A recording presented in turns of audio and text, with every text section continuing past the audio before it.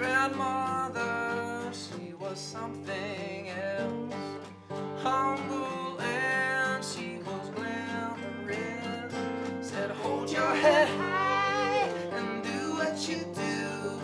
There's something about that child. Oh. Songwriting obviously can come from a lot of different places. We both write.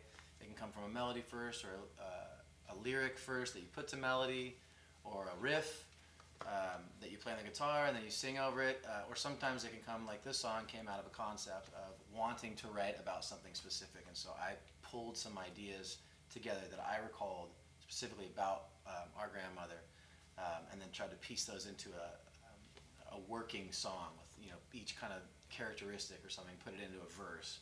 And the artists that we like Dylan and Bob Marley and Stevie Wonder and the Staple Singers, yeah. they're like, those are bands that, you know, they're writing from stuff that they've experienced, and then when they put it out, it's just pure, and that's fun to, when you can harness that sometimes. Like, this song took me 8 or 10 years to write because I just never felt right, you know. Right. But then some of the concepts, I was like, okay, these are working. Right. I'll put them in, and then we changed the way that it was sung, but the point is, it's, you know, it's coming from a real place. And then poetic license. But yeah. Do you write the lyrics out in front of you on paper and look at them, or? Yeah, and then scratch them out and erase them and keep going at it. Yeah. Redraft, man. That's one of the things that I talk about more than anything with songwriting is what I learned in studying. I studied a lot of literature, and what I learned in studying that is that the best writers are the best revisionists. So the people who are revising their stuff and rewriting their stuff and taking the time and energy to spend into that stuff, that's where it all comes out. It's not just this instantaneous, I wrote it down on the paper once and now it's brilliant. Right. So tell the inspiration of this song you're gonna play, and then we'll hear it. Well, I mean, that is in a nutshell just that our grandmother had a tremendous impact on us as children growing up, and we have really potent, lasting memories of the way that she lived and taught us how to live. And I remember being in church as a little kid, and she was singing harmonies, and Joel and I weren't really quite sure what to make of it because it wasn't the melody, and we hadn't really heard that, and it was right in her ear, and so she was singing this different line, and we thought maybe she was off. It was embarrassing at first, like, oh my gosh, everybody. She's drawing attention to herself, and then we realized just the beauty of the way that she was adding to the music, and so we kind of learned about harmonies. That was the initial learning about harmonies for us, was listening to her sing. And she was just graceful and elegant, and she was a profound influence on both of us. So she used to call us child, and this is what we call the child as an homage. Awesome. All right, you want to skip that little intro part? Really? Yeah, sure. Yeah.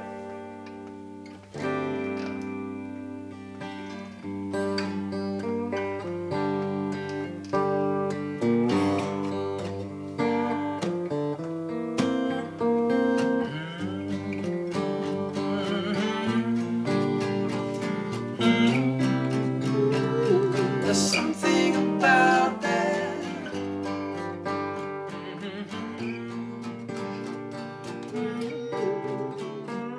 There's something about that grandmother. She was something else. Humble and she was glamorous.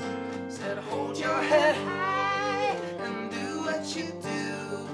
There's something about that child. Oh, child, my child.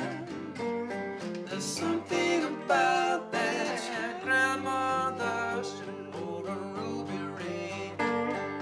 Taught her grandbabies how to sing. Laughed so loud that our ears would ring. She'd say there's something about that child. Oh, child, my child. There's something about that child. Oh, child, my child. There's something about that. Smoked Benson in hedges, played games of gin. But she never would let us win. She'd say, lessons learned are the lessons you live. There is something about that child.